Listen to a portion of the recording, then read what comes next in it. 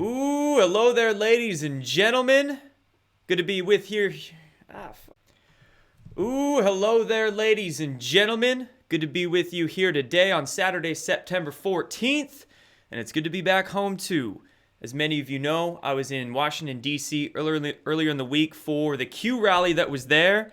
And it was great. It was amazing. It was weird. It was super synchronistic, at least for me. I had a lot of weird experiences there. And experiences that I'm going to share more with you about in probably a live stream, maybe later today or early tomorrow morning. I just want to touch on it a little bit in this video here, but I really want to take a look at the mainstream media's opinions of what happened there in Washington, D.C. So we'll take a look at that. I also want to chat about, we got a lot to catch up on, don't we? A lot of things going on. Some other things in regards to 9/11, but also 8chan could be coming back online very soon. We're waiting. We're definitely waiting. So 8chan, we'll be touching on the Inspector General completing his FISA report. More stuff we're waiting for that could be coming very soon. So we'll talk that. We'll talk McCabe's prosecution moving forward. We'll talk Jeffrey Epstein and his connection to some top universities. Top universities. Really weird stuff. And then crazy things going on in California as well, with the Senate bill being passed there to limit vaccine exemptions. And that's not making a lot of people happy there. Making them very unhappy. So we'll touch on that. And then other things too. Space, UFOs, weird interstellar objects. I don't know, just all kinds of weird articles coming out about that sort of stuff. So got a lot of stuff to cover, guys. It's going to be a good one. So let's go ahead and get started. And first order of business, quick word from our sponsor. And today's sponsor is NOBLEGOLD Investments. Precious metals, man. Precious metals like gold, silver, and palladium. Lesser known precious metal, but believe it or not, palladium hitting all-time highs in its price. Basically, whether you want to keep precious metals like gold and silver on hand as commemorative coins, as bars, or whether you want to invest your money into IRAs, into investment funds with it, it's just a good idea to do. Precious metals are always growing. They're very safe. They're not as volatile as other markets. And I mean, just investing a couple $100 now, be patient, wait a few years, you could have a couple thousand down the road. So NOBLEGOLD has some free ebooks. They have a lot of great information on how to invest your money, and they also have a lot of sweet commemorative coins and bars and ways to have it on hand too. So check them out. There'll be some links for those guys down below. And let's get started here with my time there in Washington, D.C. So I'm going to link this Twitter thread that I did of the event down below. Just some videos from on the ground there and some thoughts of mine as well. Crazy enough, this was earlier in the morning, maybe late morning there on 9/11, the day of the event. And this was before the event really got started, before the speakers went on stage. I was riding some scooters around because I love those electric scooters, man. I do. I was riding one around D.C., going from the rally back up the street there. And check it out. Trump's motorcade passes right by the event. You can see the people beginning to conglomerate out there on the field. And then Trump's motorcade goes right by it. Pretty incredible stuff. And actually, where we had that small little stage set up in the crowd gathering was a direct view. If you looked out of the White House, if you looked off the front porch of the White House, it was directly across the field. You could have seen it. So it was just, like I said, incredible. Lots of amazing stuff went on there. And I found Will Sommer. Where is it? Yeah. I took a camera right up to Will Sommer's face. And as you can see, he didn't look too happy. And he totally avoided talking to me. He didn't want to chat. And you can check that out. Again, link all these down below. And I'll share a lot more with you about what happened with this in a future video. But some fallout that we're seeing from this event. Check it out. Believe it or not, Jeb Bush retweeted, of course, Will Sommer. Who else? Saying disgusting. As Will Sommer tweets about the Q rally, talking about 9/11 truth, talking about jet fuel not burning hot enough to melt steel beams. Jeb Bush, disgusting. Yeah, Jeb, I do agree. Will Summers' reporting is disgusting. You're right there. Wow, Jeb Bush actually retweeting that. Incredible. And we had a few articles quickly come out in the day or two aftermath following this rally there on 9/11. Raw Story being one of them. Their headline says, Trump-loving conspiracy nut recommends drinking turpentine to kill intestinal parasites. And you see, this article, to me, it's the perfect example of when you're actually at an event and you see it for how it happens on the ground in person, and how the media will twist the narrative by just all the neuro-linguistic programming bullshit that they do. You know, it was during a Q&A, right? And it was actually my Q&A. I was on the stage just answering some questions from the crowd. And this woman, just basically, it wasn't really a question. It was a statement.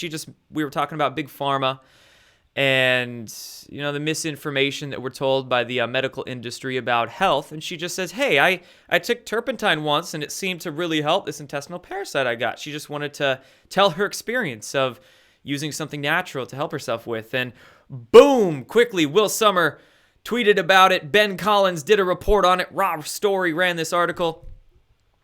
And the false narrative spread like wildfire. It's crazy, you know? It's crazy. She's apparently a conspiracy nut. I just shared her story, and there you go. Them rabid hyenas in the mainstream media trying to bite at anything they can. Moving on to more Will Sommer here. His article for the Daily Beast that came out on the 12th, the day after the rally. He titled this one, Team Trump Wrestles with Its QAnon Problem. He didn't really write about that event that took place there, but this was his version of it. Team Trump wrestling with his QAnon problem. And I just have a question, very basic question. If QAnon was such a problem to Team Trump, then why haven't they disavowed it? Easiest thing to do. Just get him to disavow it if QAnon is so fake or if its followers are so violent, which many of these stories that are printed in the mainstream media about QAnon promoters being violent are in fact fabricated situations. You know, like that dude painted the Q on his hand who killed the mob boss, and the brother slasher that went crazy and killed his brother with a sword. Yeah, totally fabricated. I mean, no doubt. And if Q is so violent or so fake, you know, why wouldn't they just publicly disregard it? They don't. Very easy. And why wouldn't the mainstream media just go and ask them the question? Easiest thing in the world to do, right? Easiest thing. Now let's take a look at Right Wing Watch. Good old Jared Holt. So he was there too, not just Will Sommer, but Jared was there. I actually talked to Jared for a split second. There was also a Mother Jones reporter. So Mother Jones, Daily Beast, Right Wing Watch, they were all just trying to get as much from the event as they could to twist as many little interviews as they could. It's pretty pathetic. And all of them just looked like so unhealthy. Like they really did. They looked unhealthy. And you know, their minds aren't that healthy either. Actually, I will say, I saw some Daily Caller guys there too. They said they were from the Daily Caller and they were doing interviews with people about 9/11 and their views of the official story of 9/11. And I'll be honest, the Daily Caller, they did seemingly a lot more unbiased journalism work there than these Mother Jones, Daily Beast, Right Wing Watch guys. So did want to point that out really quick here. I'll be interested to see if Daily Caller releases any of that content they got from the Q rally there, because I was one of the people that did interview with him too. And I was going on and on about 9/11, my thoughts on that. But anyway, QAnon supporters, as Jared Holt reports here for the Right Wing Watch, QAnon supporters rally to keep faith alive in Q's absence. Huh. Incredible. Because, in fact, the organizer of this event planned this event weeks before 8chan went down. Weeks before Q stopped posting. So again, epitome of fake news in the headline right here. No, this rally wasn't to keep the faith alive in Q's absence. Not at all. Because it was planned well before Q even went down. So, just bad stuff, guys. I mean, truly, like, when I got up into Will Sommer's face with the camera They say nothing. They say nothing. When you're in front of their face, when you ask them the tough questions, when you have a camera right there, they won't say shit. But behind the keyboard, when they write their articles for their corporate masters at their news outlets, man, they act like such keyboard warriors, don't they? They act like their shit don't stink. But they definitely do stink, trust me. I was right next to them in 95-degree weather. So let's move on from the Q rally into touching on 8chan now. So speaking of 8chan being down, I saw this tweet which looked like it came out yesterday. And it says here, looks like 8chan is doing some testing. The site is still offline. You can't get onto 8chan, but it looks like they've changed their DNS records. And I'm not too techie. A lot of that tech speak goes right over their head, but it looks like some of their server records are changing, if I'm getting that right, and could be doing some testing, perhaps testing Project Odin, which CodeMonkey, one of the admins of 8chan, alluded to in a tweet recently, something called Project Odin, which might be a project to set 8chan up to really be on their own so they don't get taken down in the future.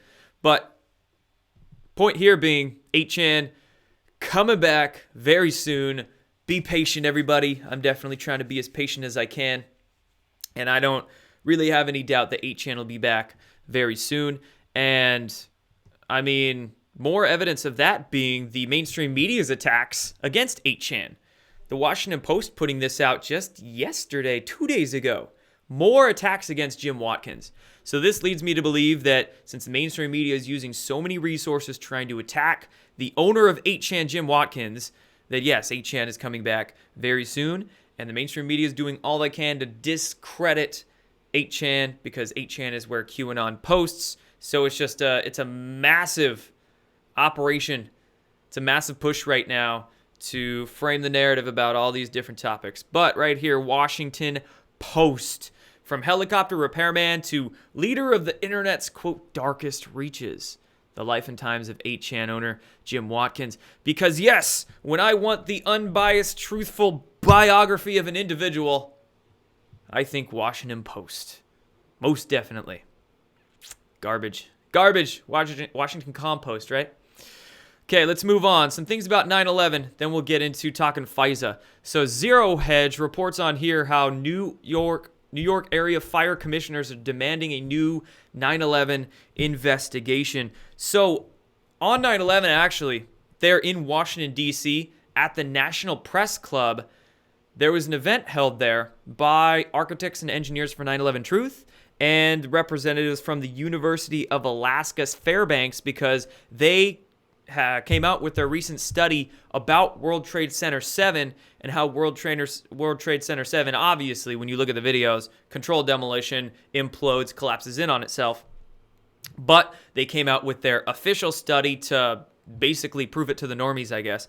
And they actually rented out the National Press Club there in D.C. on 9/11. It sucked because I didn't get the chance to go, so busy doing other things. Wish I could have gone and reported on that quickly, but couldn't. Nevertheless, this is definitely making rounds. I mean, as each year goes by, we're in the 18th year now, you know? And as people get more and more connected on the internet and share more and more people are waking up to the truth about 9/11, questioning that bullshit official story, and just connecting the logical dots. I mean, how do 2 planes take down 3 towers? How does that tower implode in on itself, and the other one's implode in on itself, and what the heck actually happened at the Pentagon, et cetera, et cetera. So many, of course, unanswered questions, or questions that get answered very poorly, and nobody's buying that official story. Who buys the official story anymore about any of these things? Truly, that's why conspiracy theory content on YouTube and social media platforms is getting so popular, which is why they have to censor it and shadow ban it and manipulate the algorithms and all that stuff. So, there's that about 9/11. One more thing about 9/11 too. How about Tom Fitton's tweet? Did you see this? I know not too many people on Twitter. I'm sure not all the people who watch my YouTube channel here are on Twitter. But if you are on Twitter, it's good. It's a good resource. You know, follow me, follow some other people. Tom Fitton from Judicial Watch, great follow. He put this tweet out on 9/11, and it's basically the most subtle way of proving these conspiracy theories basically he could. So he said, in order to help put to rest the 9/11 conspiracy theories. Judicial Watch sued for and obtained the Pentagon parking camera footage of the supposed flight that hit the Pentagon. And, to put the conspiracy theories to rest, right? All for the optics and how many of these high-profile individuals have to go and say things. They have to do it very carefully, so they don't invite attacks from the mainstream media. But, yeah, this sure put a lot of the official story to rest because, no, it sure doesn't look like a flight hit the Pentagon. Where's the fuselage? Where's the where's all the bits and pieces that it should be from? And if you look at this footage, I mean, it sure doesn't look like no plane flies into the frame there. In fact, a lot of people think it's a missile. I disagree. I don't think it was a missile that hit the Pentagon. From the research I've done, I think it was a UAV. I think it was an unmanned aerial vehicle, probably a Global Hawk or some sort of variant like that. Because when you look at, of course, this footage and you go frame by frame, you can see what looks to be a plane, but a small plane, right? And not just that, but you see the turbofan from the jet engine of what looks to be a Global Hawk there at the wreckage as well. So evidence points to it being, yes, a plane. A lot of people got confused when Q said, yes, a plane hit the Pentagon. They go, what the heck? The evidence doesn't add up to it being a plane. Well, you gotta think deeper on this one. Yeah, it's a plane, but it's not your typical plane. Probably small unmanned plane. So there's that. Incredible tweet from Tom Fitton here. He does great work. And, a lot of these high profile folks, I think many of them are conspiracy theorists themselves. They are. Okay, now we're moving on into Bolton real quick. John Bolton, National Security Advisor, former National Security Advisor to Trump, out of there. Everybody was happy about this one, pretty much. I mean, he just seemed like a total war hawk. A lot of people didn't like Trump for this being one of the reasons, and he's out of there. Everybody seemed to be happy with that one, so that's that. Now moving on to FISA. The Department of Justice Inspector General, that is Horowitz, completes his investigation into the FISA abuse. Him completing his investigation as we've been waiting for a long, long time. And John Solomon as well. Our John Solomon, who's been referenced in Q's Drops as being one of those basically honest mainstream media reporters that has inside connections to help get information out there. John Solomon says that the Department of Justice may release other important documents ahead of the FISA abuse report. So, Justice Department may release a tranche of docs before the public gets a chance to see the Inspector General's report. Okay? And this is to, to frame the context of the FISA report and basically looks like get more stuff out there. So, we're waiting for lots coming down the pipeline, guys. 8chan coming back online. Days maybe. Maybe days out. FISA dropping. Could be within a week or two. Don't forget Epstein. Yes. Epstein. Every day goes by. We're getting more stories on Epstein. A couple we'll be touching on in a sec. But still more documents to be unsealed in Epstein's case coming up in a few weeks. And then, of course, Flynn's court case, which we'll also discuss. A lot of stuff coming down the pipeline. So, be ready for that. Get your popcorn, guys. And then McCabe's prosecution. U.S. Attorney recommends proceeding with charges against Andrew McCabe, the former number 2 guy at the FBI, as the DOJ rejects a last-ditch appeal. So a few things about this. Number 1, finally. Number 2, just truly, in my life, years ago, I never would have ventured to guess that such a high-profile guy at a 3-letter agency would be charged, and openly exposed. So this is just evidence of what is to come. The storm cometh. And what's also stands out to me about this is that the particular U.S. attorney that is recommending proceeding with the charges against McCabe here is Jessie Liu. She's the U.S. attorney out of Washington, D.C. there. Her name is Jessie Liu. She was confirmed in September of 2017 And I remember this story. I remember tracking this around that time. When Jessie Liu was going through the confirmation process, she was one of the only, if not the only, U.S. attorney to actually meet face-to-face with Donald Trump during the confirmation process, okay? Again, this was like August, September of 2017. So with her being the only U.S. attorney to meet face-to-face with Trump during that confirmation process, I can only imagine what that conversation was like. Donald Trump basically said, hey, are you on the team? Are you ready to get the storm going? She goes, yep, I'm on the team, ready to go. And he goes, okay, you're gonna have some work coming up. You know, he was basically doing the checking to make sure that she was not a bad actor. So Jessie Liu recommending moving forward with charges, and a lot of people saying that this is just to save face, or this is just a show, or something like that. That nothing's gonna happen with the charges against McCabe. And the only answer I have to that is, well, why would the DOJ reject a last-ditch appeal then? If the Department of Justice is rejecting an appeal from McCabe and his attorneys, I mean, this is going somewhere, is basically what I'm saying here. This is definitely going to go somewhere. And speaking of McCabe's attorney, holy shit. Did you see this? Did you see this? So we got McCabe and his attorney up top, right about there. And then we've got, oh my gosh, is that the same guy?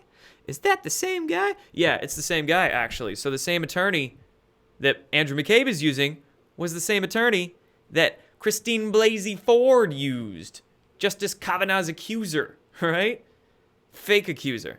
Let me qualify this statement. The fake accuser against Kavanaugh is also Andrew McCabe's attorney. Small world for the swamp folk, right?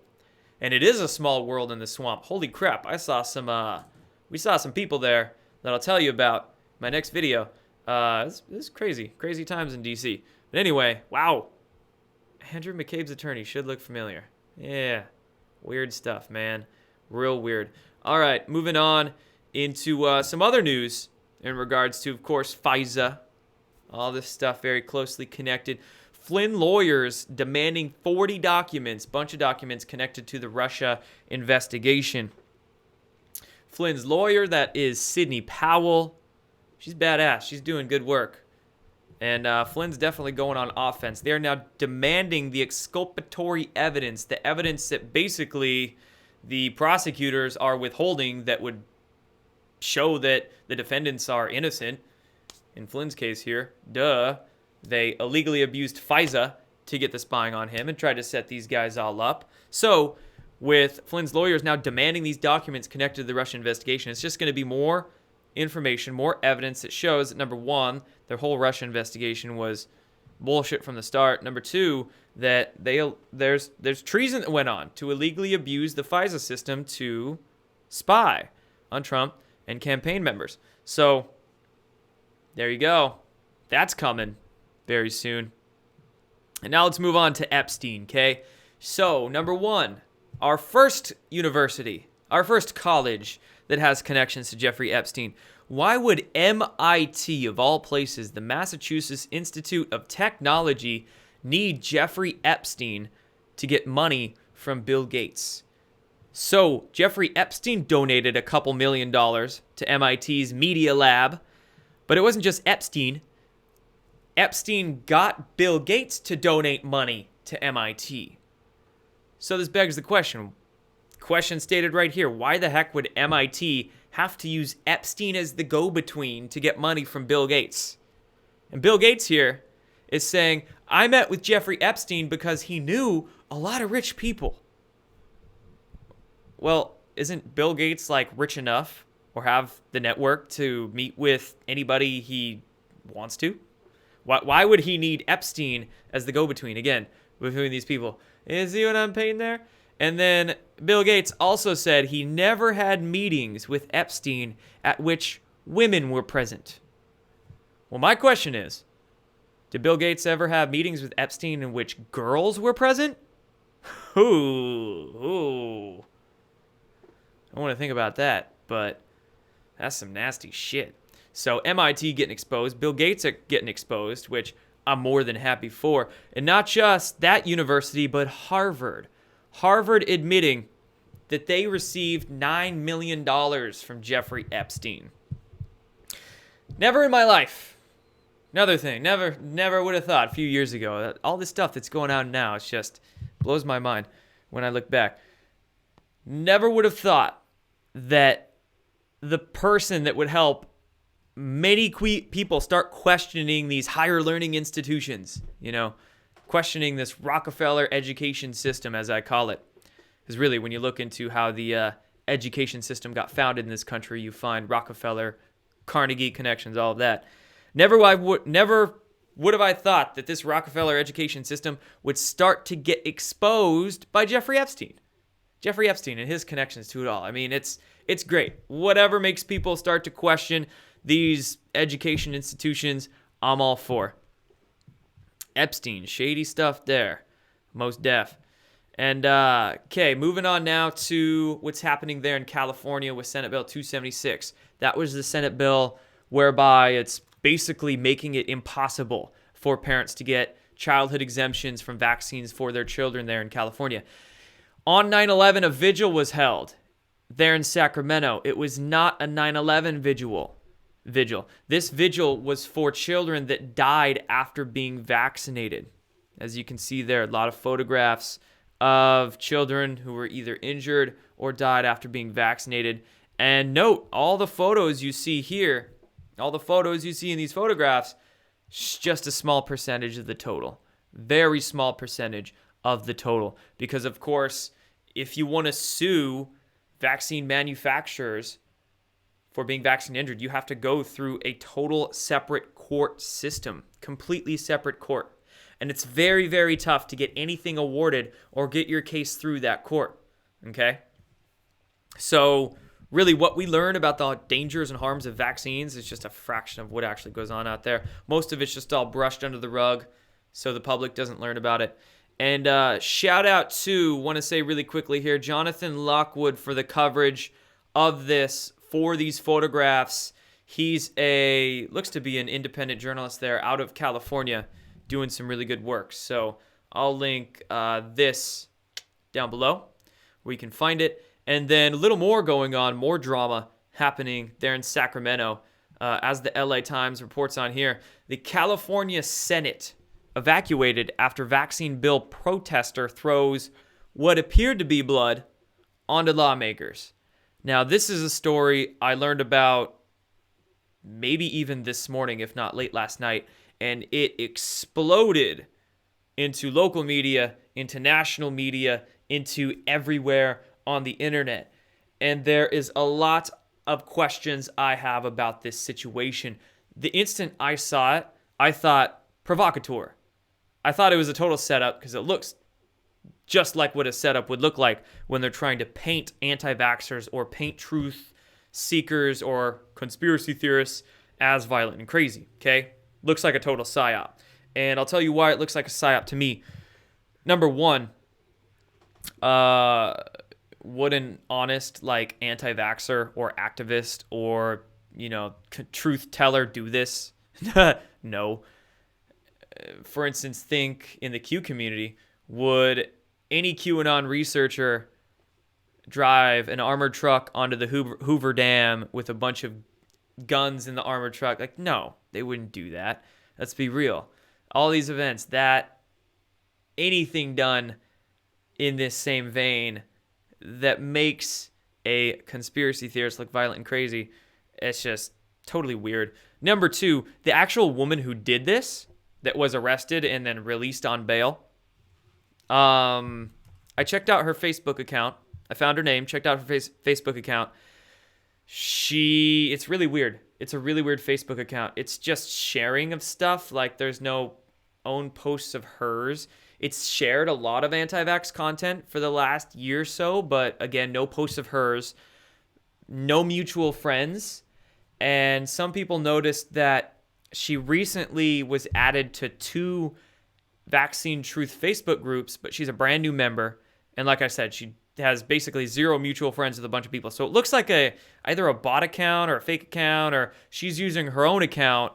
I don't know. It's just totally weird situation. what was dropped on these lawmakers wasn't even blood in the first place. I don't even know what report said it was menstrual blood. It wasn't menstrual blood. It was just this like red liquid looking stuff.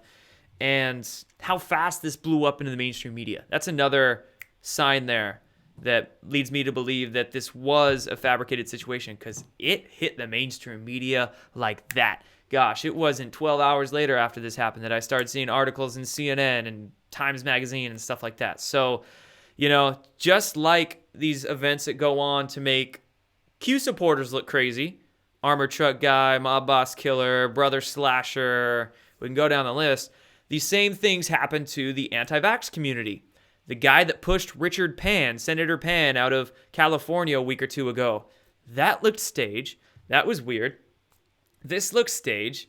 We have so many other things that look totally staged just for the psyops, just for the psychological operations, the media narratives, to frame it the way they want to. So think about these things, guys. I see a lot of people who are in the Q community sharing this story as if they believe it, not doing any due diligence research into this. So got to be careful, any of these topics, got to be careful and make sure you do your research into fully and completely before you move on with it.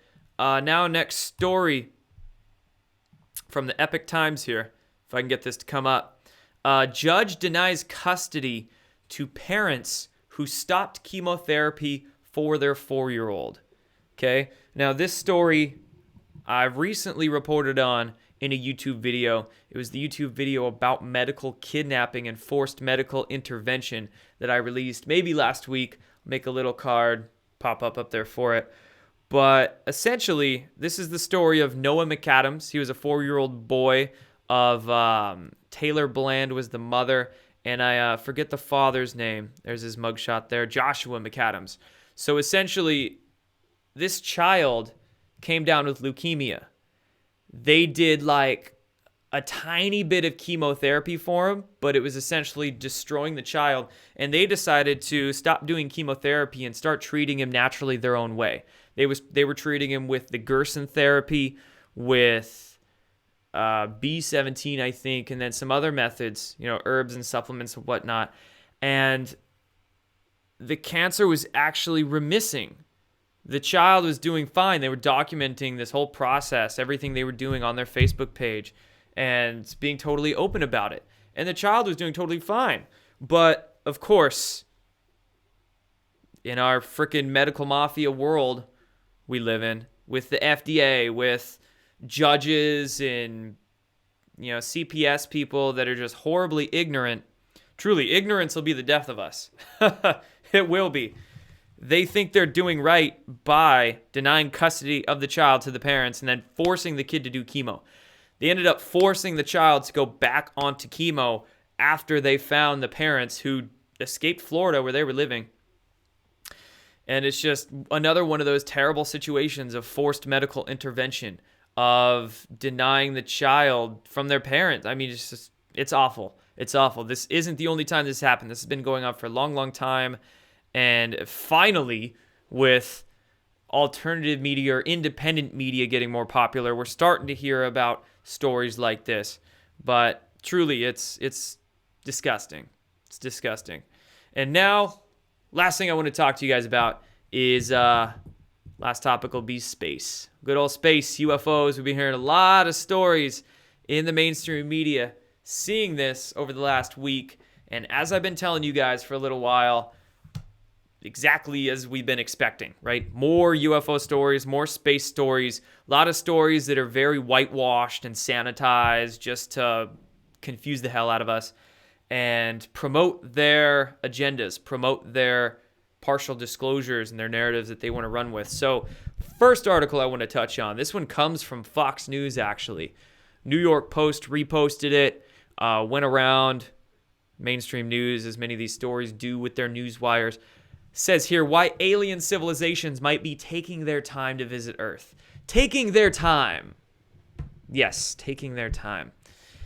This is an example right here of the massive gaslighting that the mainstream media does, and in particular that they do with the topic of extraterrestrial intelligences and UFOs, okay? You'll see one article that says, oh, aliens probably exist. Here's these UFO videos, blah, blah, blah. But then you'll see another article the next day that says, no, aliens don't exist, or they're taking their time to get here, or the UFOs don't exist, blah, blah, blah. And it goes back and forth. So it's this gaslighting that goes on to make people start questioning their beliefs, basically question the questioning they're beginning to do. So it's a psychological manipulation tactic. And let's be real. Extraterrestrial intelligences were here eons ago. They were here tens of thousands of years ago. How much evidence do we have for this? Well, an incredible amount of evidence. You know, just watch Ancient Aliens, old seasons, not the new seasons. The new seasons aren't as good as the old ones. And now that they have John Podesta on there, bleh, it sucks these days. But, I mean, there is some good evidence on that program, right? Just to outline what I'm saying here. We've got the hieroglyphics. We've got ancient texts from all across the world that discuss giants and beings coming down here from outer space. We've got, I mean, just look at the technological innovations of ancient societies on this planet. Pyramids with right angles, perfectly cut stone, things like this. What else? We've got art, we've got quotes, and that's just from ancient times, right? I'm talking about things a long time ago. We even have modern sightings in the sky of UFOs. We have modern insiders and whistleblowers that have come forward with their knowledge. So I can keep going, but total nonsense from the mainstream media when it comes to extraterrestrial information or UFOs. Like I said, it's just gaslighting that they're always trying to do. Like Forbes here. This article coming out just yesterday. Check this headline out. UFO sightings will soon peak. Don't blame the government. Quality bullshit from Forbes. This article just goes on to say that Venus is going to start rising on the horizon. So no, those aren't UFOs you're seeing. Those are just planets. It's just Venus. It's just Jupiter. Nothing in the sky. Again, gaslighting they do. Just total narcissist, total psychological manipulation, and also false headlines. Just completely false statements. A lot of the UFO sightings that many of us see around, yes, are exotic U.S. government craft. It's actually been that way since probably the 50s, believe it or not, that long, 1950s. A lot of those sightings in the 50s and 60s, when we got a whole rash of UFO sightings around America here, in my opinion, not saying all, but many of those were probably U.S. government craft and probably Nazi secret society craft as well. So they figured out the gravity equation in the black projects long ago, and there's some pretty incredible government technology that's hidden from us. Not really government, though. It's more corporate.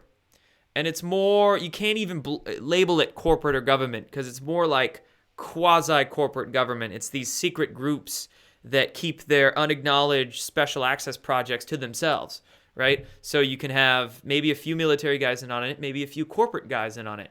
And then they delegate and compartmentalize out the development and research outside of them. So, long conversation, but yes, many of these sightings, totally corporate or government, you know. What's Lockheed really got? What's Lockheed got? What's Raytheon got? When I was in D.C., I was looking at Raytheon buildings everywhere and a giant Lockheed building. Like, what do these guys really have in their coffers, in their secret underground facilities? That's what I want to know. Next story, NASA saying a new comet is likely an interstellar visitor. You like the way they frame this? Always messing with your head. Interstellar visitor from another star system, the second ever detected. So being the second, they mean the first was that Oumuamua. Remember that a couple of years ago? That big, like, turd cigar-looking thing that came into our solar system and moved out. That was the first one, Oumuamua, whatever the heck that was. Now we have a second, whatever the heck this is.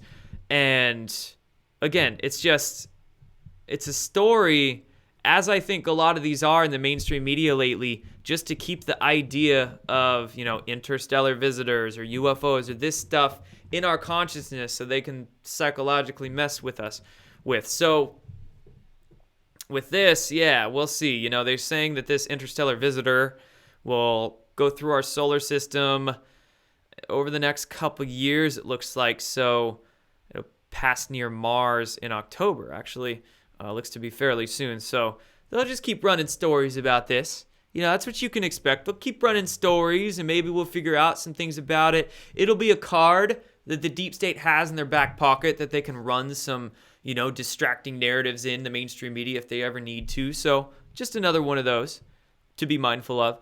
And then the Washington Post here saying, with a story about Area 51. And as I've been saying about this whole Area 51 Storm the Thing event, it's just another easy thread that they can use to put some weird stories out with and just ridicule the idea. Right here, you see there was actually 2 Dutch vloggers. They were like young 20, 21-year-old Dutch vloggers who wanted to visit Area 51.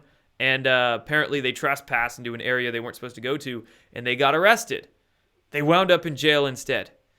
Maybe they just couldn't speak English or read it and couldn't read the trespassing signs. Don't know, but nevertheless, they're in jail now. And gosh, it's just like, it's pretty sick when you look at the way they social engineer us with these stories and these things they discuss in the mainstream media. That's what I think this Area 51 thing has ever been about. It was just a convenient story that they could run stuff with in the mainstream media to just basically see how stupid we are. See how dumb we are. They can easily promote their UFO gatekeepers, their documentarians, their journalists in these Area 51 stories. So, I mean, truly, when it comes to ETs and UFOs, and when you want to learn about that, you have to take it upon yourself, make the effort, take the time to go outside, not just the mainstream, but outside a lot of these alternative outlets too. Like, you're not going to find the real hardcore truth about these topics in Netflix documentaries. You know, you're not going to find the full truth on Netflix. You're going to find a totally whitewashed, sanitized, agenda-driven version on Netflix. Not even going to find many of these, you know, UFO organizations or larger UFO conferences have the full truth there, because they have special interests and they're corporate owned. So got to take the time, man. Take the time and expand your horizons with this stuff. And speaking of the Washington Post, just one photograph I wanted to share with you guys. This was my farewell to them on Thursday. I left early in the morning, went to get coffee down the street from where I was staying, and little did I realize I was actually staying just a couple blocks down from the Washington Post. So I gave him a nice little one-finger salute on my way out the door, and fake news is the enemy of the people. So there you go, guys. Thank you so much for tuning in here with this one, for following along live. If many of you here still here live with me, much appreciated. And much appreciated to all of you supporting me on Patreon as well. I'm doing weekly live chats on Patreon. I'll be posting some actually exclusive, like behind-the-scenes stuff, some content that I shot in Ventura at Dimensions of Disclosure and that I shot in DC. I'll be posting that to Patreon here shortly and doing some other things there. So if you want access to that stuff, sign up on Patreon, whatever amount, you get access to everything. I just appreciate your support and appreciate all you guys being here. So thank you so much. More coming. Thank you, guys. Done.